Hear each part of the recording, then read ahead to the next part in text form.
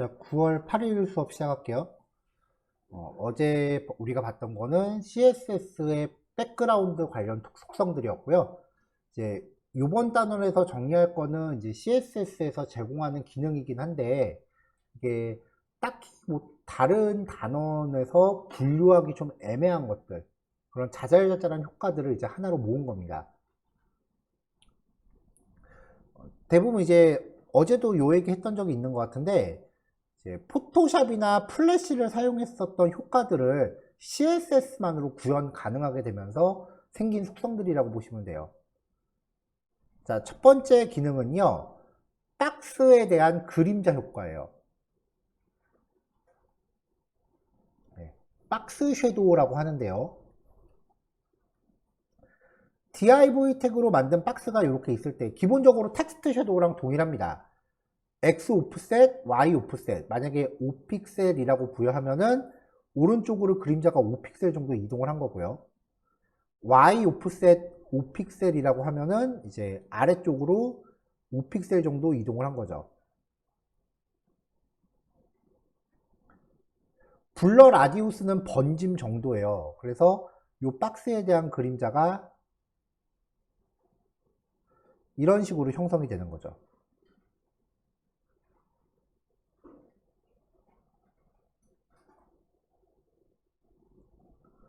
만약에 마이너스 값을 준다라고 하면은 그림자가 이쪽으로 이렇게 들어가겠죠?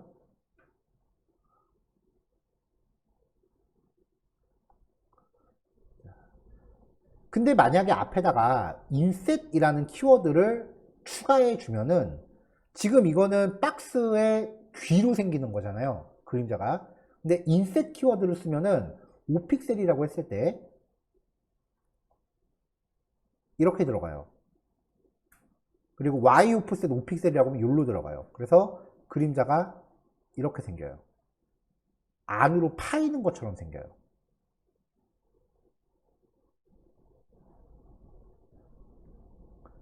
인셋을 넣고 플러스를 주면은 이쪽 방향으로 반대 방향으로 이렇게 생깁니다.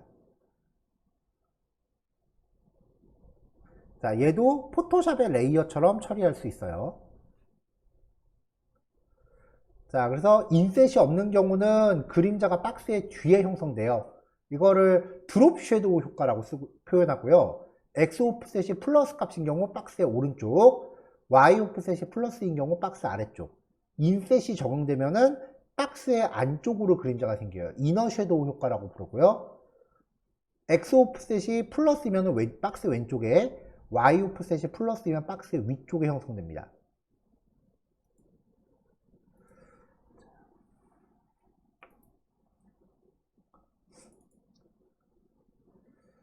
자, 요 예제를 먼저 한번 좀 볼게요.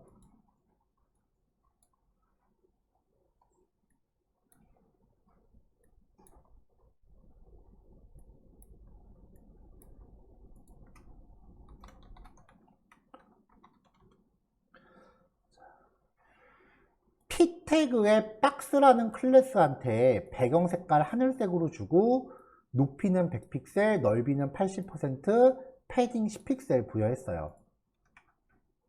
그냥 기본적인 사이즈하고 색상만 잡아준 겁니다.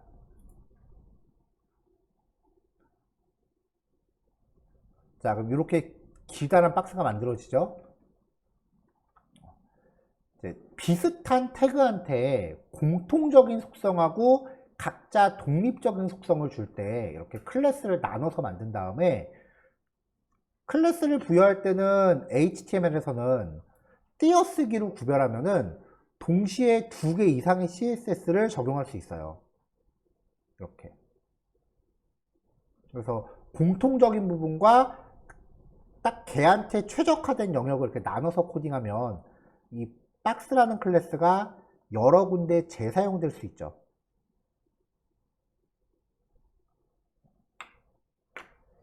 자, 여기서 이제 코너 1한테 코너 3한테 먼저 가네요. 박스 섀도우.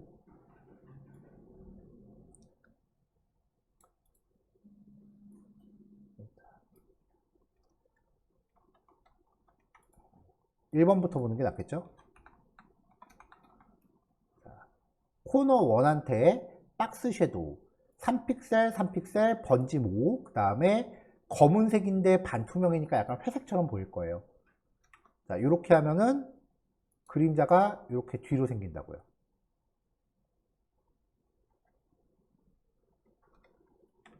자, 그림자 생긴 거 보이죠? 만약에 이 블러 라디우스 값을 0으로 지정하면 그림자가 퍼지지 않고 이렇게 칼같이 보일 겁니다. 칼같이 딱 잘라져서 보이는 거죠.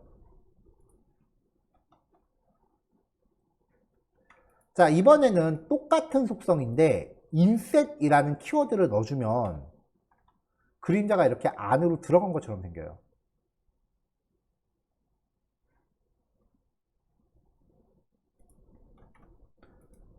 두 개를 콤마로 나눠주면은 그림자가 동시 적용되죠. 그러면 이렇게 아래쪽으로 그림자, 그 다음에 안쪽으로 들어간 거 같이 적용되는데 웬만하면 같이 쓰지 마세요. 좀 촌스러워지니까.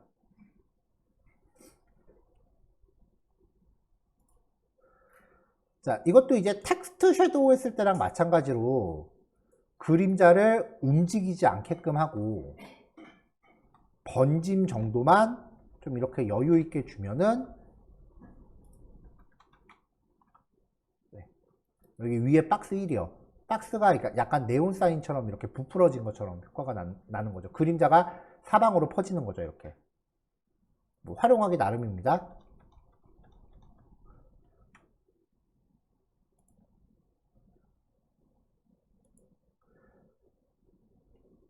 자, 그 다음 속성은 이제 모서리를 둥글게 하는 효과예요.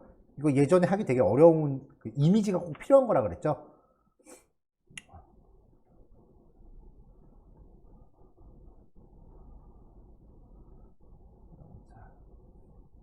속성 이름은 그 보더 라디우스라고 하는 속성이에요. 여기다가 값을 5픽셀이라고 부여하면 박스가 있을 때 박스의 4개의 모서리가 전부 둥그스름하게 들어가요. 이게 기준이 어떻게 되냐면은 5픽셀이라고 부여했으니까 5픽셀, 가로 세로 5픽셀인 정사각형 영역을 잡아요. 그래 놓고 여기부터 여기까지 부채꼴을 그려요. 이런 원리인데 이거 일일이 수치 계산해 가면서 하면 좀 골치 아프니까 그냥 감으로 맞추세요. 한 5 정도 접은 다음에 이 느낌이 아닌데 시키면 값을 늘리던지 줄이던지 해서 조절하세요. 4개 값을 한꺼번에 부여하면 좌측 상단부터 시계 방향으로 돕니다. 그러니까 첫 번째 게 좌측 상단, 두 번째 게 우측 상단, 세 번째 건 우측 하단, 네 번째 건 좌측 하단이 되겠죠. 내 모서리를 따로 부여하고 싶으면 보더 탑 레프트, 위아래 명시가 먼저예요. 탑 레프트 라디우스, 탑 라이트, 보톰 레프트, 보톰 라이트입니다. 자, 그래서 첫 번째 거한테 보더 라디우스를 20으로 부여했어요.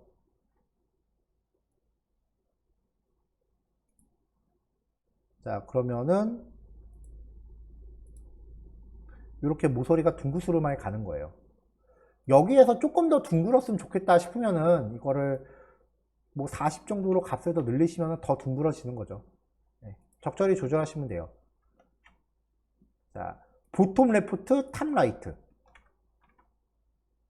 보톰 레프트 아래쪽, 그 다음에 오른쪽 상단. 4개 값, 왼쪽 상단부터 시계 방향으로 돌기. 그러면은 왼쪽 상단, 오른쪽 하단이겠죠? 이렇게.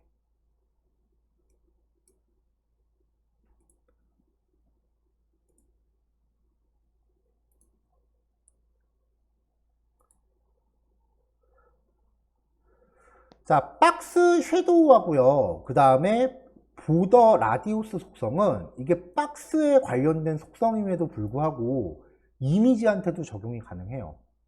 그래서 그림도 이제 그림자를 줄 수 있고요. 이미지 파일도 보더 라디우스도 가능해요.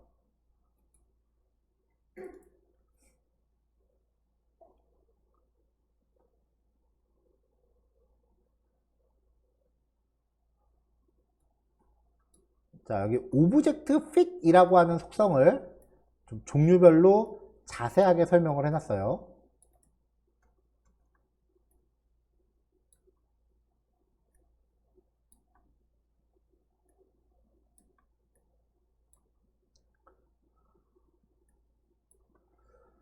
자, 이미지 파일들을 이렇게 놨습니다. 클래스는 하나, img 섀도우, img 서클 두 개 같이 준 거, 그 다음에 img 디폴트, img 디폴트, 클래스는 되게 다양하게 줬어요. 요거 하나하나 찾아가 볼게요. 일단 기본적으로 img 태가 250에 250이잖아요. 그래서 전부 이렇게 정사각형으로 나오고 있어요. 원래 이미지는 직사각형 형태예요. 옆으로 좀 더 긴 상태예요. 이렇게, 이렇게, 이렇게, 이렇게 직사각형 형태의 이미지들이에요. 이거를 정사각형으로 우겨 넣었으니까 이미지가 좀 찌그러든 거죠. 이렇게 나와야 정상인데 이게 옆으로 찌그러들었으니까 비율이 이렇게 된 거죠.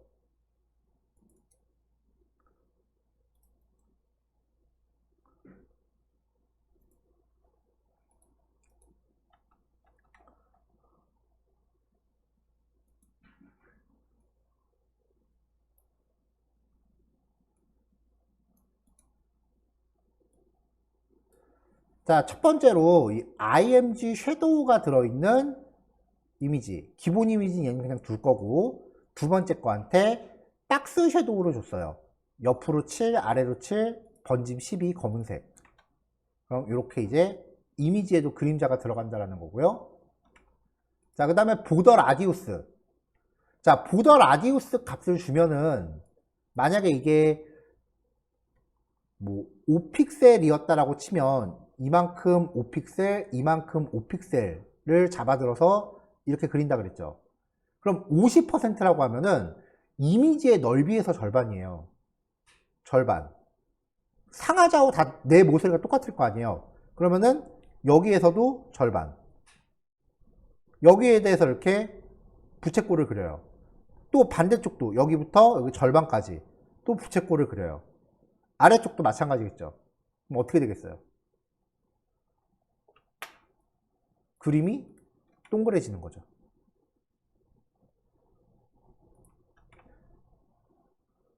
자, 밑에 거는 동그란 거랑 그림자 같이 있는 거고요. 자, 그 밑에 보면 디폴트. 얘는 이제 오브젝트 핏에 대한 속성이에요. 가로 넓이를 320, 높이를 160, 테두리는 이렇게 빨강색으로 줬습니다. 이미지를 인위적으로 더 찌그러뜨렸어요. 자, 전부 다 img 디폴트가 이렇게 들어있고요. 이후로는 전부 img 디폴트가 전부 다 똑같이 들어있고요. 그 다음에 fill, cover, contain, none, scale down 이렇게 해서 오브젝트 핏에 적용되는 값들을 하나씩 바꿔볼 겁니다. 첫 번째 fill 요거죠. 오브젝트 핏을 필로 줬을 때 별 차이 없어요. 왜냐하면 이 박스 영역을 가득 채우는 거예요. 이미지가 이 박스 영역을 그냥 꽉 채우게끔 하는 거예요. 필이 채운다잖아요. 자, 커버는 일단 넓이를 먼저 맞추고 높이는 비율에 따라 조절한다. 만약에 높이가 벗어나게 생겼다 싶으면은 잘라버린다.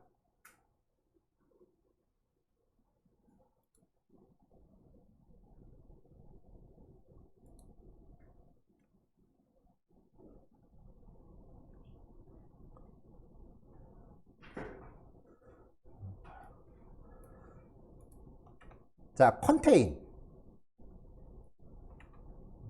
컨테인은 높이를 먼저 맞추고 넓이는 비율에 맞게 줄인다. 얘는 넓이를 먼저 맞추고 높이를 줄인다. 높이를 먼저 맞추고 넓이를 줄인다.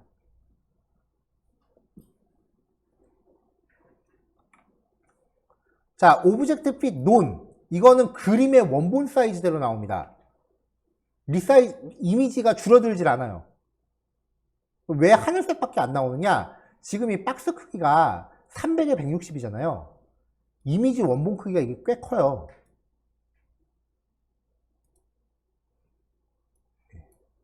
요 이미지 원본 크기가 제가 되게 큰 걸 넣었거든요. 3414에 2276이에요. 웬만한 모니터 해상도 2배 정도 돼요. 일부러 되게 큰 이미지를 넣었어요. 괜찮나요? 사진? 직접 찍은 건데.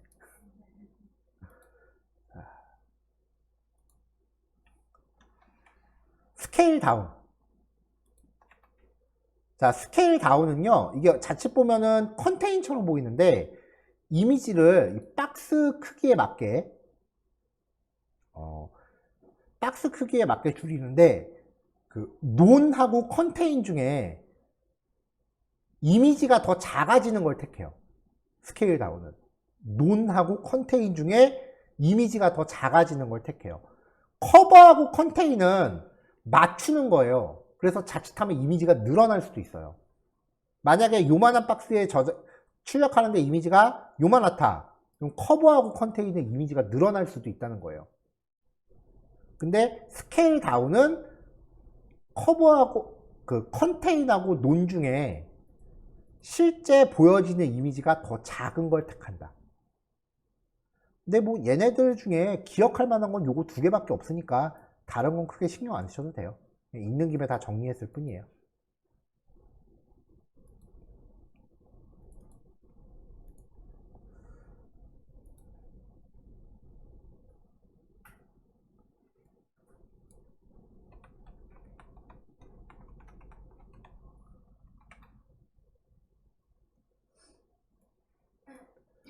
자, 여기 설명 적어 놓은 거는 말이 더 어려우니까 넘어갈게요.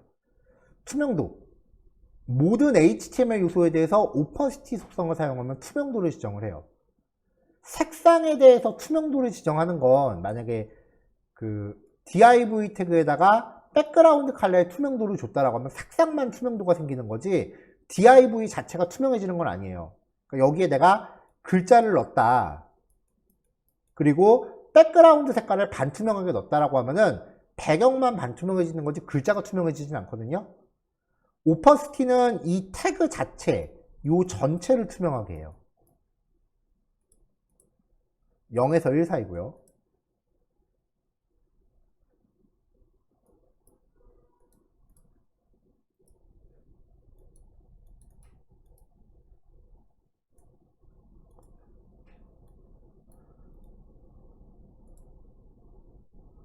자, 요렇게 이미지를 하나 넣고 요 이미지에 대한 설명으로 피규어 캡션을 넣었어요.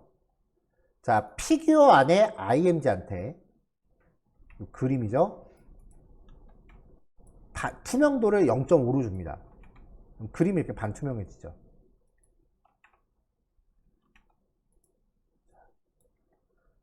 자, 그 다음에 오퍼시티, 마우스가 올라가면은 오퍼시티를 1로 줬어요.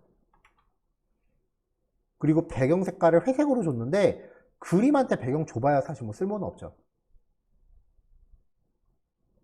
마우스 올리면 이렇게 이미지가 선명해지는 건데 이런 효과에서 여태까지 몇 번 추임새로 나왔었죠. 트랜지션.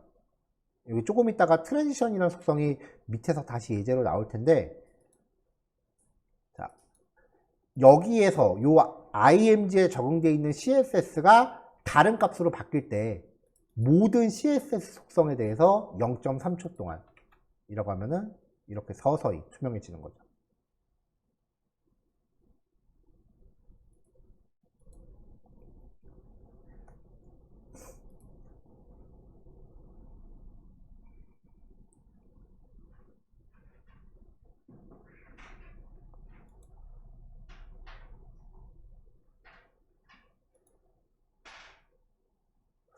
얘는 조금 기네. 자, 1교시 일단 여기까지 하고 몸풀기를 여기까지만 합시다. 3개니까 20분 정도 할애할게요. 지금 7시 반이니까 실습 20분, 쉬는 시간 10분. 그럼 8시에 만나면 돼요. 자, CSS 속성 중에 전 개인적으로 이게 이름이 좀 많이 헷갈리는데 트랜지션 그 다음에 트랜스폼. 트랜스폼은 변형이죠. 그러니까 멀쩡한 요소를 변형시키는 특성이에요. 이게 잘 쓰면은 되게 멋있는데 잘못 쓰면 좀 많이 촌스러워져서 저는 개인적으로 잘 안 쓰는 속성이긴 해요. 자, 트랜스폼 한 다음에 이제 로테이트. 그 다음에 여기 각도값. 단위는 디그리, DEG예요. 0부터 360까지. 마이너스 값도 통하고요. 이렇게 하면은 중점을 기준으로 회전을 시켜요. 그러니까 박스가 이렇게 두 개가 붙어 있다가 얘를 회전을 시키면 이렇게 되는 거죠. 회전하는 만큼 겹쳐요. 그래서 이 속성이 적용되는 순간, 트랜스폼이 적용되면은 우리 포지션 속성으로 위에 띄운 거 있죠. 그것처럼 레이어가 돼요. 그리고 Z 인덱스도 먹습니다. 자, 로테이트 X는 X축을 기준으로 회전합니다. 자, 그냥 로테이트는 중점을 기준으로 이렇게 회전하는 거거든요. 얘는 X축을 기준으로 이렇게 회전을 해요. 약간 입체적으로 도는 거죠. 3D처럼. 로테이트 Y는 Y축을 기준으로, 여기를 기준으로 이렇게 회전하는 거죠. 왜 플립 이미지라고 하죠? 이미지 같은 게 회전되는 거. 그런 거 만들 때 쓰는 속성이에요.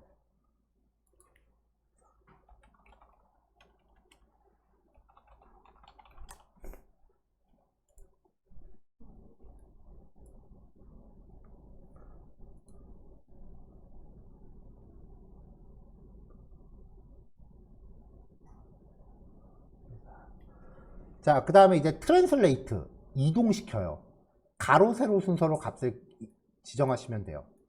근데 이 트랜슬레이트 같은 경우는 특성이요. 포지션 같은 경우는 이제 왼쪽 상단 꼭지점을 기준으로 이동시키는데 얘는 중점을 중심으로 이동을 시켜요. 그리고 만약에 웹브라우저가 이렇게 있는데 여기에 있던 애가 포지션 속성으로 한 요쯤에 이동을 했다. 그러면은 얘는 실제로 여기 존재하는 거거든요.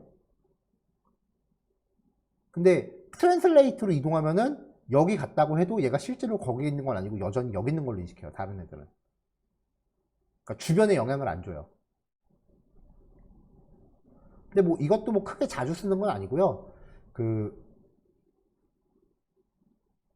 요거를 사용하는 케이스가 전 딱 하나 있는데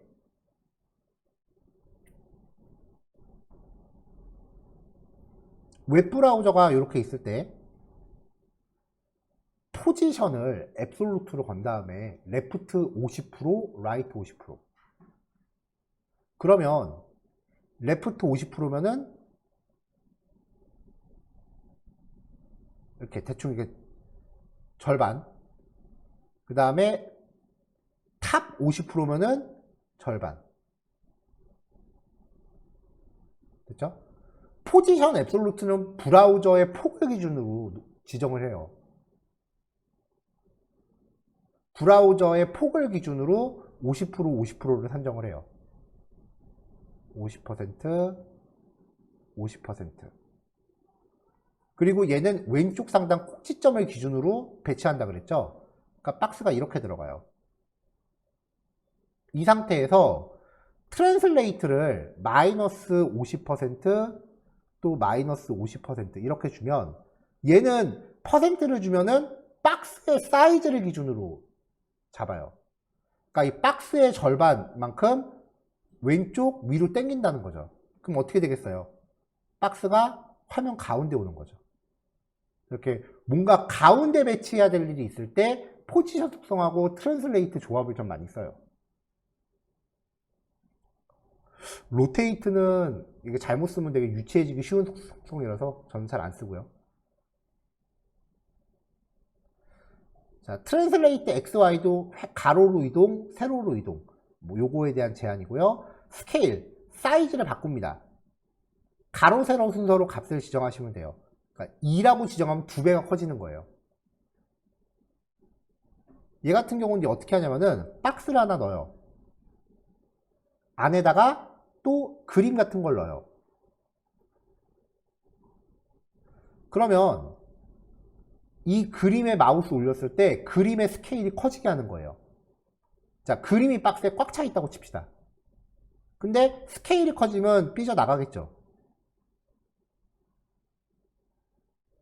그쵸? 자, 그러면 이 파란색 중에 바깥에 있는 게 지금 DIV였죠? 박스. 그 다음에 안에 있는 거는 IMG였어요. 그리고 이 IMG의 스케일이 적용된 게 지금 빨간색이에요. 그래서 지금 삐져나가 있는 거죠. 이때 이 DIV한테 오버플로우를 히든으로 줘요. 그럼 삐져나간 데가 어떻게 돼요? 잘라지는 거죠. 그럼 안에서 이미지가 확대되는 것 같은 느낌이 들어요. 이거 요즘 되게 많이 나와요.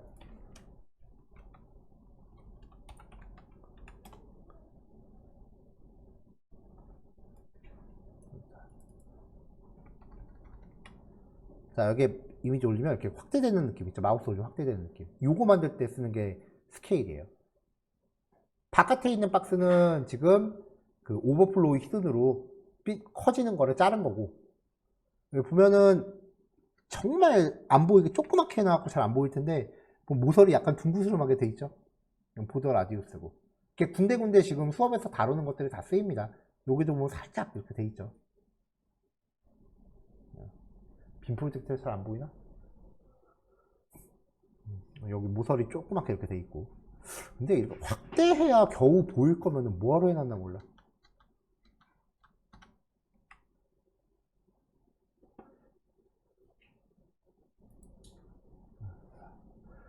자, 스큐. 제가 제일 싫어하는 속성이에요. 요소를 찌그러뜨리는 건데, 이랬던 애를 이렇게 찌그러뜨려요. 얘는 어떻게 써야 될지 모르겠어. 안만 줘도 저는 제가 하면 유치해져서. 자, 요것과 관련된 예제입니다.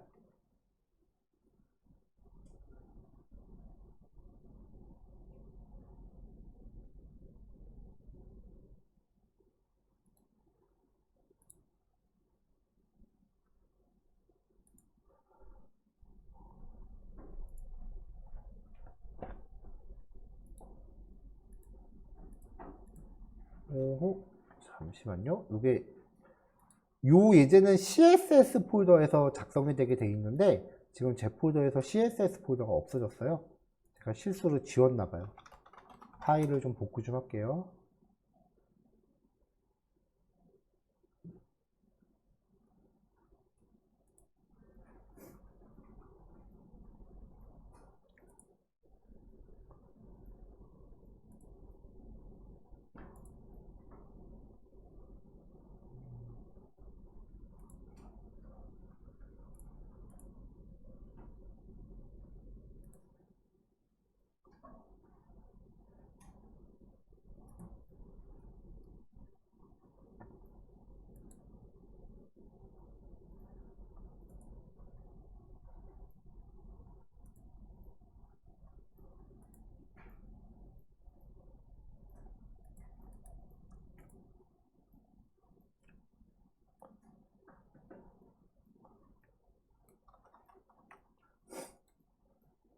폴더 CSS, 여기서 쓰고 있는 스타일이 style.css, style.css. 자, 예제를 보면은요, 이렇게 생겼어요. 그래서 아까 말했었던 효과 중에 그나마 좀 쓸만한 효과만 가져온 거예요. 요거만.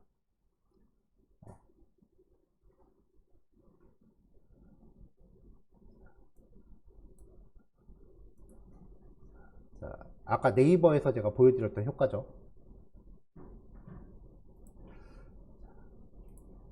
자, 그래서 CSS가 좀 길어요. 이번 교시는 이제 요거까지 확인할 텐데.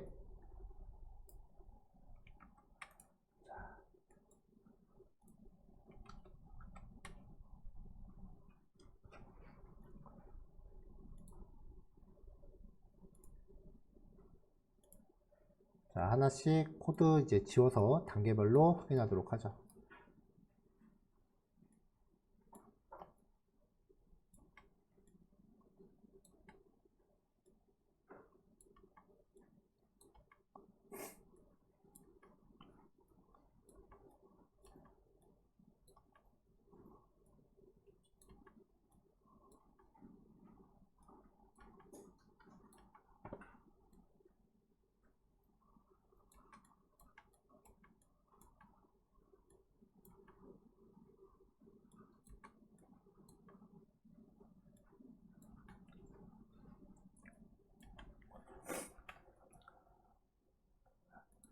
자, HTML 태그는요, 우리 전에 이런 예제 했을 때 목록정의 태그로 했거든요. 근데 목록정의 말고 그냥 div로 해도 된다 그랬죠. 그래서 UL 태그의 역할을 div가 하는 거고요. li 태그의 역할도 div가 하는 거고요. 좀 더 명확하게 코딩하고 싶으시면은 요거를 UL 태그로 바꾸고 요 게시글 하나 단위를 li 태그로 바꾸셔도 돼요. 그거는 자기 마음에 드는 대로 하세요. 자, 이렇게 해서 게시글 하나 단위인데 보통 이제 이런 거 코딩할 때는 일단 하나만 제대로 작업을 해놔요. HTML을. 그 다음에 하나가 완성이 되면은 그 단위로 복사해서 그냥 원하는 개수만큼 붙여 넣으시면 돼요. 자, 하나, 둘, 셋, 넷, 다섯, 여섯, 일곱, 여덟 개. 8개를 놨고요. 지금 CSS를 다 걷어냈기 때문에 이렇게 나오고 있어요. 자, 지금 여기 요만큼이 컨텐츠 하나인데 그럼 요만큼이 전체 div 하나로 놓은 거죠. 그러면 그 안에 자, 일단은 얘도 목록 정의를 대신하는 거니까 안에 들어가면 무조건 다짜고짜 링크부터 들어가야죠. 게시글 하나 통째로 클릭해야 될 거 아니에요. 그리고 그림이 들어갈 영역 div 태그 하나 만들고 이미지 넣습니다. 여기에 이미지를 바로 안 넣고 div 안에 img를 넣은 이유가 조금 있다가 이 이미지 확대시킬 거예요. 그럼 요 위에 있는 div한테 오버플로우 히든을 걸어야 이미지가 안에서 확대되는 것처럼 보이죠. 자, 그 밑에 이제 글자가 들어갈 영역들을 잡고 제목, 간단한 설명글, 그 다음에 목록정의 안에다 넣어서 작성자 이름과 작성일 이 정도 표기했어요. 자, 됐다 싶으면 이제 여러 개를 복사해서 늘립니다. 자, img 리스트 안에 이미지 리스트 안에 이미지 아이템, 그리고 이미지 에리어, 그리고 텍스트 에리어 이렇게 나눠져 있어요. 자, CSS 보죠.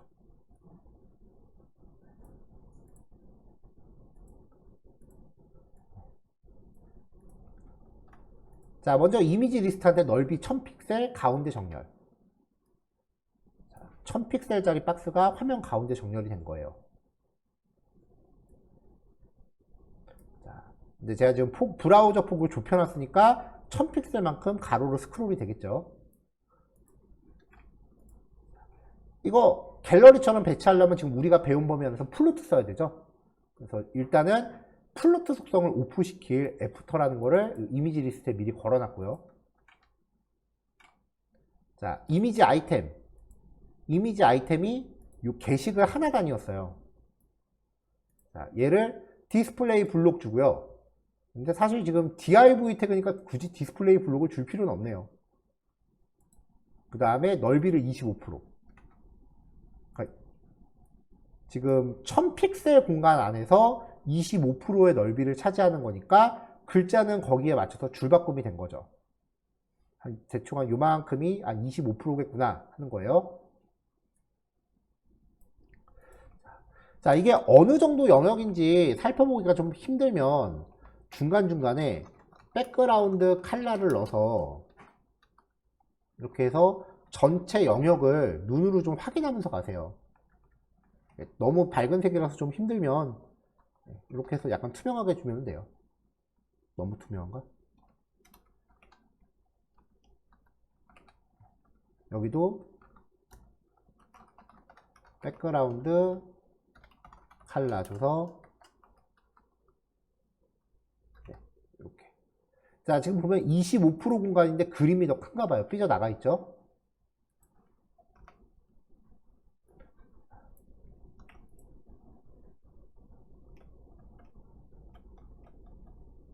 자, 플루트 레프트를 부여하겠습니다.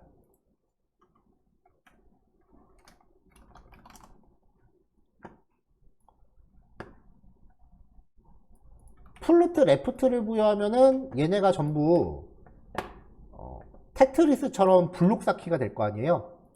그 다음에 넓이가 25%니까 한 줄에 4개씩 배치되겠죠.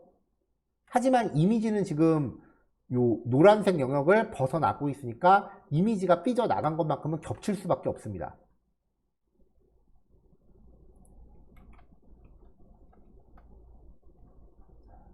자, 이제 그 다음에 안에 있는 A 태그.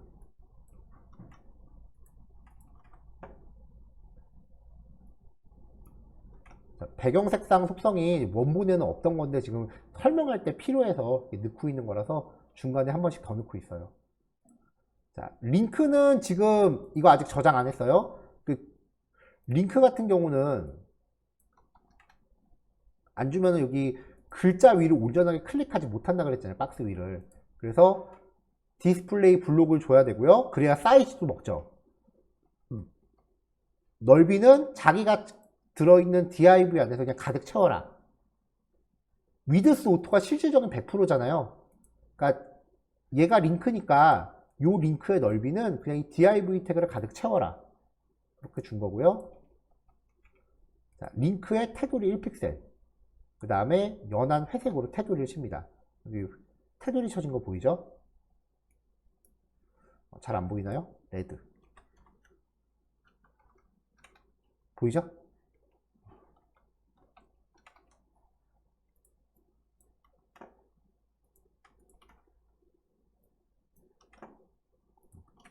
그래서 작업할 때 좀 수월하게 하려면은 그냥 모든 박스 영역에 백그라운드 컬러를 그냥 무조건 넣으세요. 색깔이 좀 안 겹치게. 그럼 눈으로 보이니까 좀 작업이 편해요. 대신에 나중에 한번 다 이걸 걷어내야 된다라는 불편함은 있지만 그래도 작업하면서 헷갈리는 것보다 나중에 조금 귀찮은 게 나을 거예요.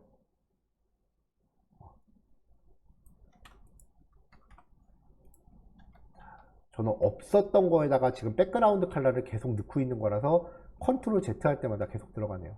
자, 마진 상하 10, 좌우 15. 그러면은 위아래로는 10씩 떨어지는 거고 좌우로는 15씩 떨어지는 거죠.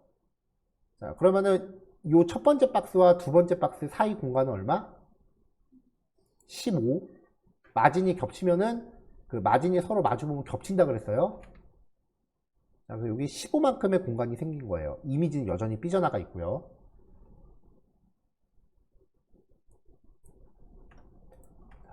배경 색깔 다시 줘보면은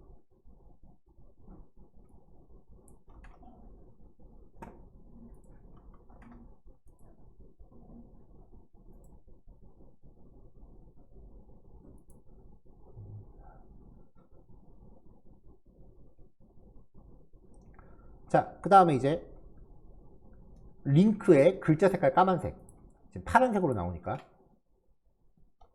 텍스트 데코레이션 논. 그 다음에 헤이트를 265. 이미지가 들어가는 영역 하나의 높이를 265로 고정을 했어요. 대충 이렇게 다 봤을 때, 아, 내용 다 들어가면 한 265 정도 나오겠다라고 생각을 한 거예요.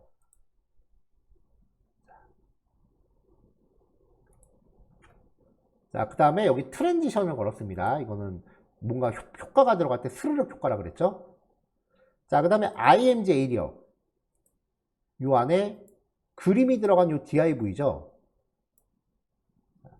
안쪽에 있는 div의 넓이는 25%였어요. 그리고 이 A의 넓이는 오토였어요. 그럼 25%를 가득 채우죠. 그 상태에서 이 div의 넓이가 100%면 결국은 얘도 넓이는 그 25% 안에서 가득 차는 거죠. 그 다음에 높이 값은 150픽셀로 고정을 합니다. 지금 이미지가 가로로 더 커서 옆으로 삐져나가 있거든요. 그러니까 삐져나가 있는 거를 안으로 꽉 채우라는 얘기예요. 이렇게.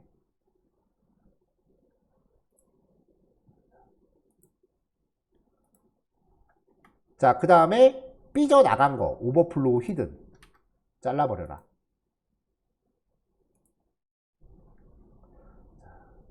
근데 이제 그림이 비율에 맞지 않게 돼 있으니까 이제 왼쪽 상단부터 이렇게 축소가 되느라고 약간 그림이 전반적으로 이렇게 오른쪽 하단에 더 있는 형국이에요. 자, 그 안에 이미지도 IMG 에이리어는 요 div 태그잖아요. 그림 자체가 줄어든 건 아니라고요. 그래서 그림의 사이즈도 얘한테 맞춰줘요. 100% 100%. 그 안에서 딱 맞아지는 거죠. 자, 그 다음에 오브젝트 픽 커버라고 주면은 커버는 일단 위아래를 먼저 커버가 일단 좌우를 먼저 맞추고 높이는 알아서 늘리건지 줄이던지. 자, 얘도 트랜지션 0.5초 동안 바뀌어라. 그래서 지금 얘가 새로 고침될 때마다 이렇게 스르륵 스르륵 하는 거예요. 트랜지션 때문에 지금. 자, 안쪽에 있는 텍스트 에이리어, 여기 문장이 들어가 있는 영역이죠. 안쪽 여백을 위쪽에 5, 오른쪽에 10, 오른쪽에 15, 아래쪽에 10, 왼쪽에 15. 그럼 이게 지금 글자가 삐져나가 있는데, 지금 전반적으로 링크의 사이즈는 여기까지예요. 사이즈를 조절해서. 지금 글자가 삐져나가건 말건 작업한 거예요. 그리고 여백을 정해서 글자가 들어갈 공간을 요 정도 준 거예요. 패딩을 줬기 때문에. 상단에 5밖에 안 줬는데 여기 왜 이렇게 넓어야 하면 얘가 지금 H4 태그예요. H4 태그가 스스로 마진을 잡고 있어서 지금 걔네만큼 늘어난 거예요. 그 마진을 나중에 없애던가 해줘야죠. 자, H4 태그 패딩 0 상하 마진 5. 그러면 얘가 원래 갖고 있는 마진이 5보다 더 크거든요. 그러니까 지금 이 공간이 오히려 줄어들 겁니다. 글자 크기 14. 자, 글자 크기 일단 빼고 해볼게요. 오히려 여백이 줄어들죠. 기본적으로 갖고 있는 마진이 5보다 더 크다는 거예요. 글자 크기 14. 자, 화이트 스페이스 노랩, 오버플로우 히든, 텍스트 오버플로우 일립시스 조합하면 말줄이 몇 거야. 보통 이렇게 들어가는 거는 사용자들이 올리는 게시글인데 제목을 몇 글자 적을 줄 어떻게 알아요, 우리가? 거기에 맞춰서 사이즈를 예상해서 디자인을 할 수는 없다고요. 그러니까 어디 적고 싶으면 적어봐. 난 잘라버릴 테니까 그런 마음가짐으로 해야지. 자, 밑에 있는 p 태그 패딩 0. 패딩 0. 그 다음에 마진 상하 5. 그럼 얘도 상하 5고 여기도 상하 5니까 마진끼리 겹치면 요 사이 간격은 5로 주는 거죠. 그쵸? 더 줄었죠? 그러니까 p 태그도 기본적으로 마진을 갖고 있다는 소리예요. 글자 크기 12. 줄었죠? 얘도 오버플로우 히든 텍스트 오버플로우 일립시스 라고 하면은 안 먹어요, 아직은. 왜냐면은 화이트 스페이스 노랩을 안 줬으니까 한 줄로 안 나가잖아요. 화이트 스페이스 노랩이 강제로 한 줄로 가는 거죠. 그러니까 지금 여기에 요게 들어가면 내용도 이렇게 한 줄로 줄 거예요. 이게 과연 적합할까? 보통 내용은 두세 줄 들어가죠. 그래서 그걸 위해서 우리가 디스플레이 웨킷박스, 라인 클램프 2, 박스 오리언트 버티칼 요거 조합하면은 내가 원하는 라인 수만큼 말줄임할 수 있다. 전에 요것도 소개했죠? 두 줄 줄임이 됐습니다. 자, 여기 목록정이었어요. UL 태그, 리스트 스타일 논, 땡땡이 없앴죠? 패딩 0, 마진 0. 바짝 붙었죠? LI 태그, 글자 크기 11. 줄었죠? 글자 크기. 마진 3, 상하 3. 간격 조금 벌어졌죠? 자, 그 다음에 여기에 마우스 올렸을 때 IMG 아이템 요 전체 div예요. 만약에 IMG한테 호버를 걸었다. 이미지에다 호버를 걸었다. 라고 하면 이미지에 마우스 올렸을 때 스케일을 1.1배로 키워라. 이미지 올리면 커져요. 근데 이거는 순수하게 이미지에만 걸린 거니까 여기 올리면 안 커져요. 여기 올려도 그림 커져야지. 그러니까 마우스가 올렸다라는 거를 감지할 수 있는 건 이 게시글 하나 전반을 다 잡아줘야 돼요. 그래서 이 전반을 처리할 수 있는 게 이 IMG 아이템이죠. IMG 아이템에 마우스가 올라갔을 때 그 안에 있는 IMG. 선택자 해석 잘 하셔야 돼요. 이 선택자 조합하는 것도 굉장히 심오해요. 하시면 이제 이렇게 나오는 거죠.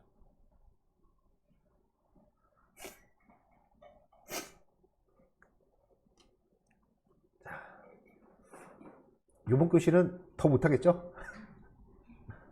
자, 요거 실습할게요. 자, 다음 내용 넘어갈게요.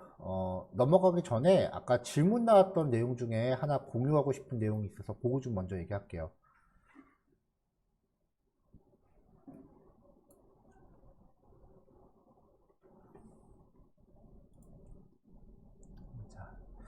자, 요 사이의 여백에 대한 문제예요.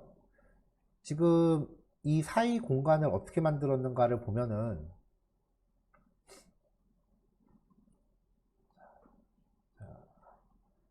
이마만큼이 div 태그 하나죠.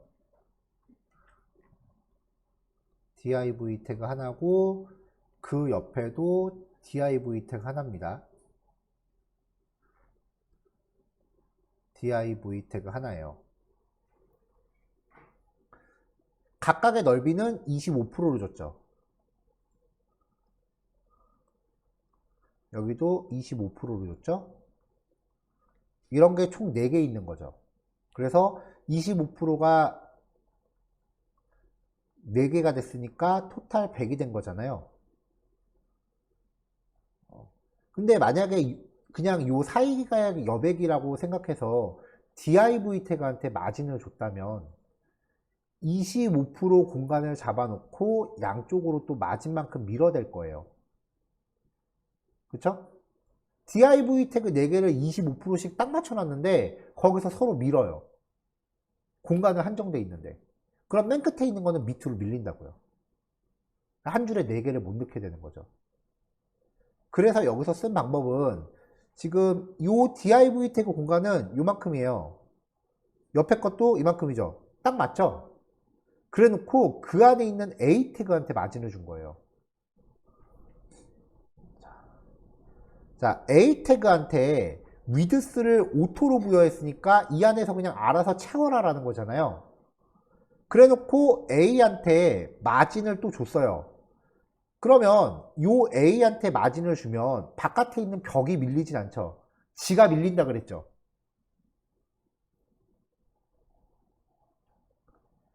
자, 그럼 마진만큼 이렇게 줄어드는 거죠. 만약에 요 img 태그의 위드스를 일단 마진 잠깐 꺼보고 img 태그의 위드스를 100%로 줬다면 지금 마진이 없는 상태니까 div 태그 안에서 가득 채워라인 거잖아요. 여기서 마진을 주면은 100%로 초과하게 되는 거예요.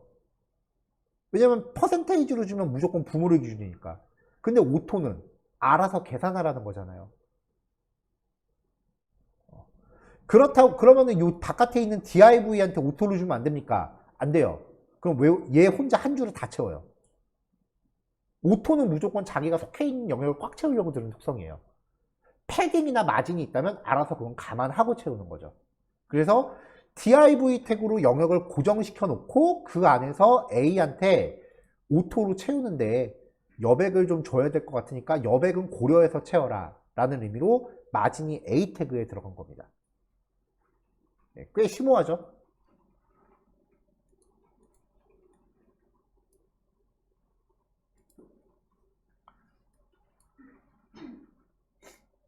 근데 실제로 코딩해 보면은 이렇게 심오하게 생각하면서 코딩하진 않아요. 저도 그냥 막 이것저것 바꿔보고 여기 넣어볼까 저기 넣어볼까 막 그렇게 찍다가 하나 얻어 걸리는 거야 사실은. 그게 수많은 삽질에 의해서 좀 삽질의 횟수가 단축된 거죠. 삽질도 해본 사람이 더 잘한다고. 저는 이거 20년 했어요. 제가 지금 20년이 넘었어요 사실 코딩 한 지가. 그러니까 여러분들보다는 삽질의 그 횟수가 훨씬 많겠죠. 그래서 그냥 좀 빨리 하는 것 뿐이지 저도 대략적으로 실제 재작업할 때는 대략적으로 감 잡고 그냥 이것저것 넣어보는 게 고작이에요.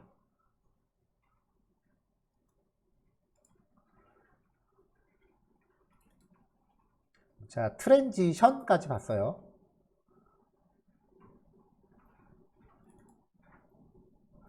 아, 4번 트랜스폼 예제를 땡까고 그냥 넘어갔네요. 아까 보니까 눈치채셨는지 모르겠는데 이 각각의 속성들이 어떻게 등장하는지 효과를 한번 보자는 건데 뭐 그렇게 크게 그렇게 중요한 예제는 아니에요. 이건 사실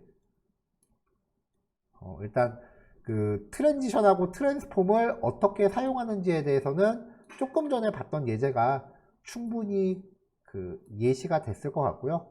요거는 그냥 각각 효과만 확인해 볼게요.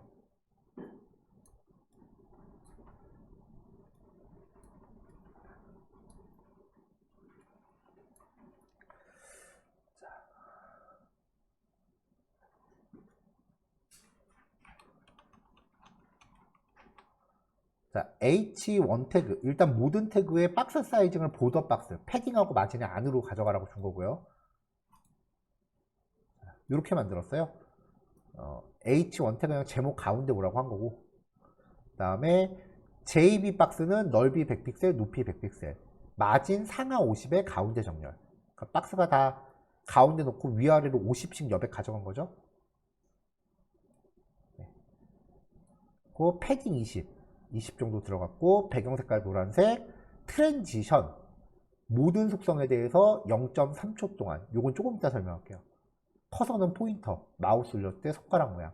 그럼 링크가 아님에도 불구하고 마우스 올렸을 때 손가락 모양을 바꿀 수 있어요. 자, 이래 놓고 트랜스 1, 2, 3 안에 JB 서클이라고 있죠.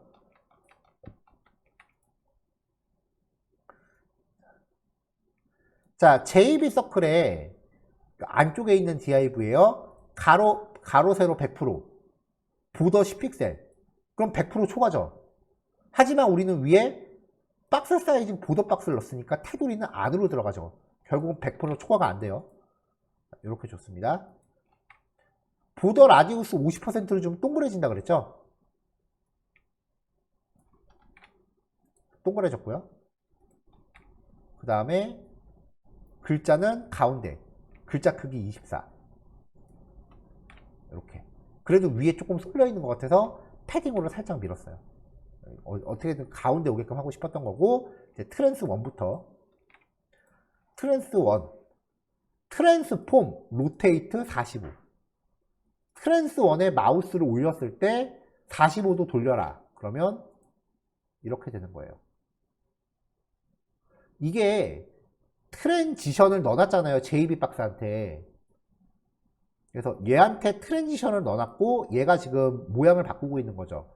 요 div 태그에 적용되어 있는 CSS가 변경을 할 때 0.3초 동안 바꾸라는 건데 이 트랜지션이 빠지면 한 번에 훅 바뀌어요. 이렇게.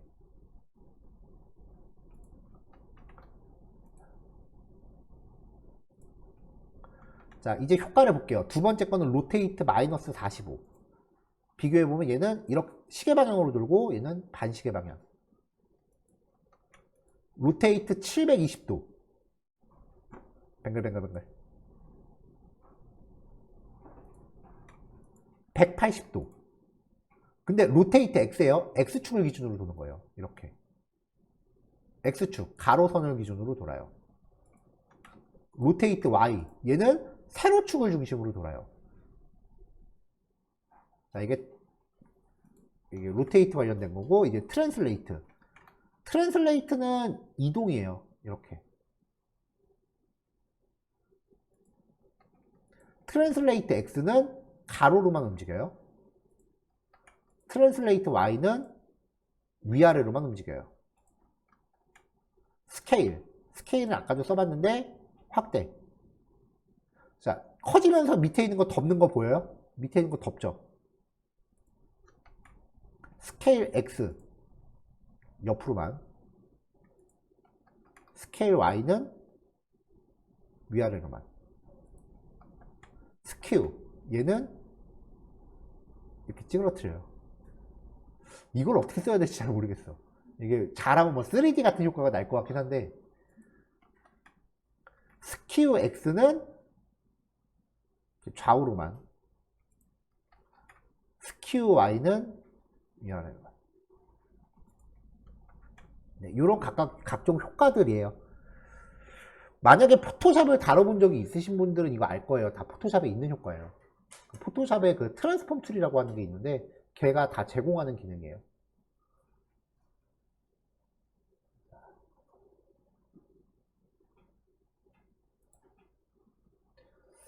자, 트랜지션 계속 조금씩 쓰고는 있었는데 정식으로 소개하는 건 처음이죠.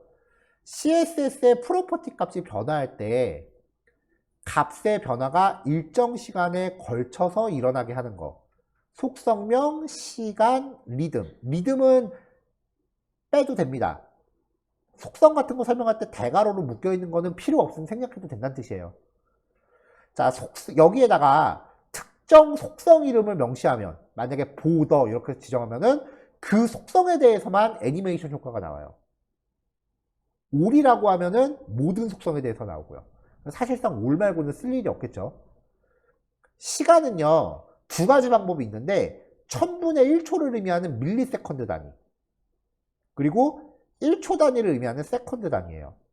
그러니까 0.4, 그러니까 1세컨드는 1000밀리세컨드예요. 그래서 300밀리세컨드는 0.3초가 되는 거죠. 자, 그 다음에 여기 리듬이라고 하는 건 이것도 사실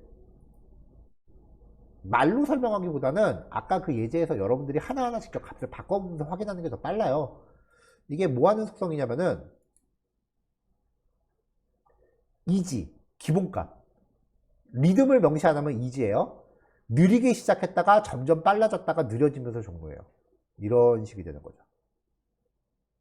리니어는 시작부터 종료까지 등속 운동을 해요. 규칙적으로 진행돼요. 이지는 느리게 시작한 후 일정 속도에 다다르면 그 상태로 등속 운동을 해요. 그러니까 속도가 점점 올라가다가 어느 정도 지정하면은 이렇게 똑같이 가는 거죠. 이지 아웃은 일정한 속도로 시작하다가 점점 느려져요. 그러니까 좌에서 우로 촥 나왔다가 슥 점점 느려지는 거. 이지 인아웃은 이지하고 비슷하게 느리게 시작해서 느려지면서 종료해요. 얘는 약간 탄성 같은 게 느껴져요. 그러니까 이거를 조절하는 케이스가 이제 어디서 볼 수 있냐면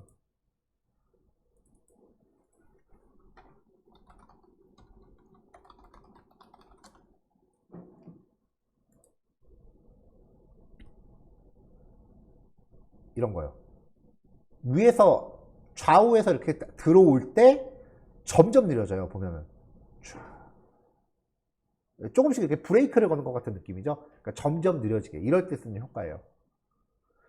요거 같은 경우에 이제 트랜슬레이트를 쓰는 거죠.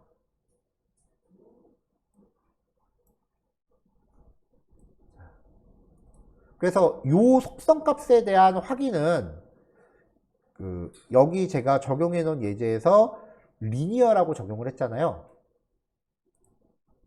그럼 얘가 등속 운동을 하거든요. 이렇게 계속 똑같이 가거든요. 여기를 값을 바꿔보시는 거예요. 그러면 느낌이 어떻게 달라지는지.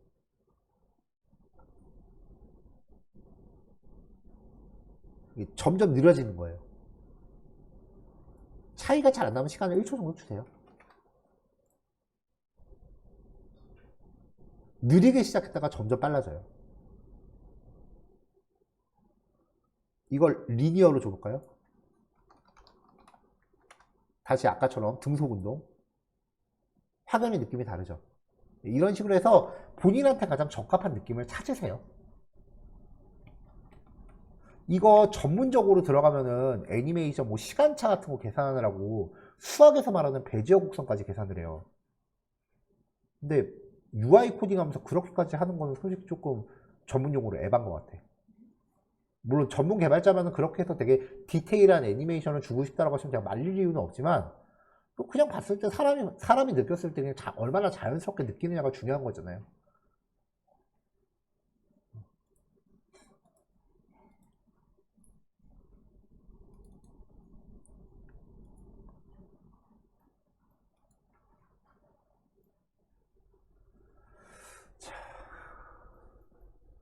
자, 그 다음은 미디어 쿼리라고 하는 주제입니다. 요거는 오늘은 그냥 설명까지만 하고 실습은 월요일날 해도 될 것 같긴 한데, 왜냐면은 이후 예제들에 얘가 계속 나오거든요. 이거 설명 들으면 솔직히 실습하기 싫을 거예요. 저 이거 하기 되게 싫어해요, 진짜. 이번에 한 외주 작업도 솔직히 이거 미디어 쿼리 슬쩍 빼놨다가 하기 싫어서 오늘 딱 걸려갖고 수정사항 메일 받았어. CSS가 적용될 해상도 구간을 지정해서 구간별로 CSS를 따로 코딩하는 거예요. 이게 베이스예요. 자, 최소 해상도만 지정하는, 우리가 하는 CSS 코드를 한꺼풀 감싸는 거예요. 골뱅이 미디어 스크린 and min width는 만약에 여기다 뭐 500픽셀이다 라고 하는 거죠. 그러면 최소부터 지금 맥시멈은 안 정해져 있잖아요. 맥시멈은 무한대라고요. 그러면 엄청나게 큰 해상도부터 500픽셀까지는 요게 적용되고, 셀렉터 A라고 칩시다. .A. 그 다음에 .A라고 위에 또 코딩을 해놔요. 이 범위를 벗어날 때는 이게 적용돼요. 그러니까 브라우저의 폭을 500픽셀 미만으로 줄이면은 요게 먹는 거고, 500픽셀 이상 늘리면은 요게 적용되는 거예요. 그 다음에 맥스 위드스 뭐 50픽셀, 500픽셀, 여기도 .a라고 합시다. 그 다음에 위에 .a라고 하는 일반 CSS를 또 짜나요? 평상시에는 요게 적용이 되는데 브라우저 넓이가 요 구간에 들어들면 일단은 맥시멈만 정해져 있고 미니멈은 없죠. 그러니까 0부터 500까지는 요게 적용되고 500을 초과할 때는 얘가 적용되는 거예요. 대체로는 스마트폰용 CSS를 따로 짜고 스마트폰 이상에 가는 해상도를 짤 때. 그러면 이제 min width와 max width를 같이 줘서 특정 구간을 잡을 수 있어요. 이거를 접목해서 웹페이지 해상도 구간에 따라서 CSS가 다른 레이아웃으로 구성되게 한 웹페이지를 반응형 앱이라고 해요. 이게 제가 우리 처음 만난 날 그 변신 로봇이라고 설명한 거예요. 자, 그래도 이 기술이 나오니까 좀 오래돼서 수많은 작업자들이 작업을 하면서 그래도 이 구간별로 작업을 하면 대부분의 장치를 커버할 수 있다라고 미리 구간을 나눠 놓은 게 있어요. 자, 이건 제가 외국 사이트에서 베껴온 겁니다. min 576 0부터 576이죠. 미니멈 576이죠. 자, 잘 보세요. 576 미니멈이죠. 그러니까 맥시멈은 안 정해져 있죠. 무한대죠. 그 다음에 여기도 min width 768 768이죠. 최소만 지정하고 얘도 맥시멈 안 정해져 있죠. 그 다음에 992 이렇게 얘는 1200 그 다음에 1400. 자, 이걸 놔두면은 1400 이상 되는 해상도 구간은요 일반 PC예요. 1200 이상 가는 구간 사실 보면은 이제 요만큼만 적용이 돼요. 얘는 이렇게 쭉 겹치면은 얘가 우선 적용되고 그 다음에 요거보다 작아지면 이거보다 작아지면 이거보다 작아지면 그런 의미거든요. 그럼 여기는 노트북, 얘는 태블릿 가로 사이즈, 얘는 태블릿 세로 사이즈, 내지는 스마트폰 가로 사이즈, 얘는 일반 스마트폰. 그래서 이렇게 5개 구간으로 나누는 게 표준이에요. 그러니까 미디어 쿼리를 적용해서 우리가 만들었던 웹페이지를 PC랑 노트북이랑 태블릿이랑 그 다음에 스마트폰까지 다 커버하려면은 이제 여러분들이 하셨던 여태까지 실습량의 5배가 됩니다. 자, 즐거운 코딩 시간. 그쵸? 말만 들어도 하기 싫죠? 이게 진짜 노가다가 진짜 심하거든요.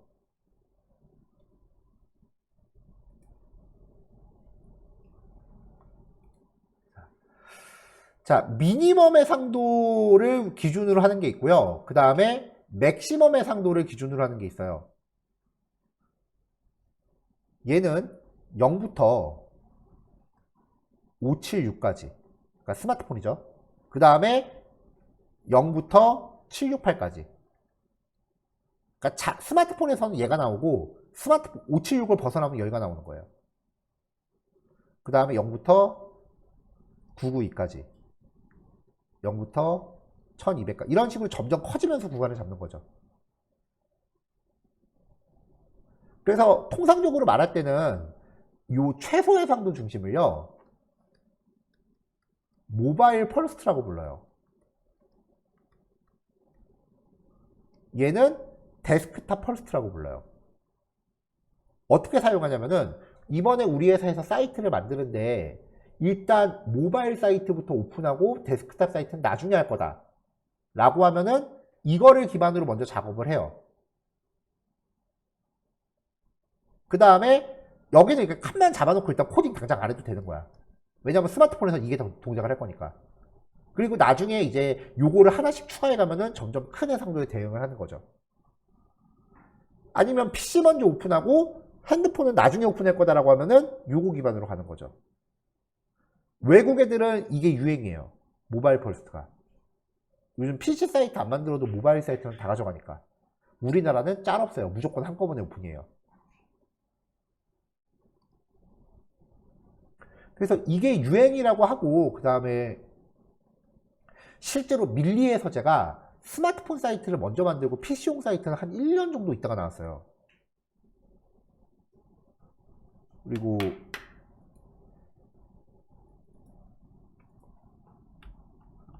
카카오 페이지였나? 얘네는 아직까지 PC용 사이트가 없어요. 이거 스마트폰 사이트 그냥 그렇게 보이는 거예요. 이게 어딜 봐서 PC용 사이트야. 그래서 이거 스마트폰용 페이지예요. 이런 경우에는 이제 모바일 펄스트인 건데, 제가 직접 해봤더니 뭐 이거는 어떤 방식이 더 편한지는 지극히 개인 취향인 것 같아요. 근데 제가 했던 작업들은 전부 다 동시 오픈이었기 때문에 데스크탑용으로 먼저 만들어 놓고 모바일용으로 좁혀가는 게 저는 더 편했어요.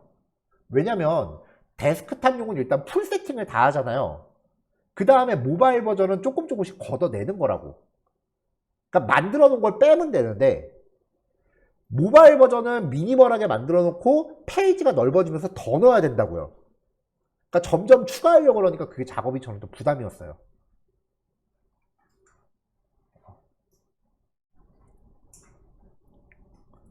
자, 뭐 반응형 웹에 대해서는 이렇게 원리만 이해하시면 됩니다.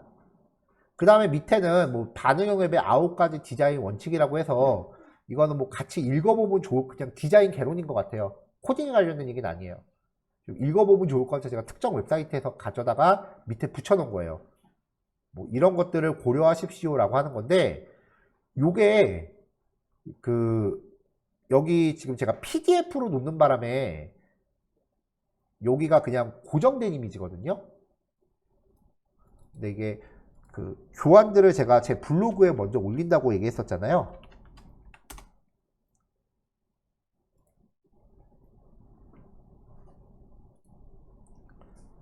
이 CSS 효과 보면 여기 들어가 있는 이미지들이 움짤이에요. 이렇게 움짤로 들어있는 애들이에요. 그러니까 PDF에서는 전달력이 좀 떨어져요. 그래서 요런 거에 대해서, 요거는 여러분들이 만약에 리뷰를 할 거라고 하면은 이거는 웹페이지에 접속해서 보시고요. 이 미디어 쿼리에 대한 실제 예제는 지금 뭐 여기에서는 그냥 간단하게 그 원리만 보는 거니까 요거는 다음 시간에도 충분할 것 같고, 미디어 쿼리에 대한 실제 예시는 그 다음 주쯤에 플렉스가 한 이틀 정도 해서 끝나고,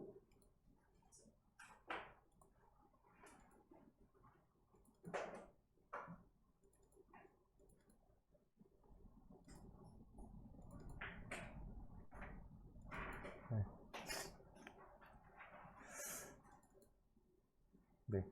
마지막 3일 동안 이제 요런 페이지에 제가 들어갈 거예요. 요거 오늘 들어간 게 이제 바로 쓰인 거죠.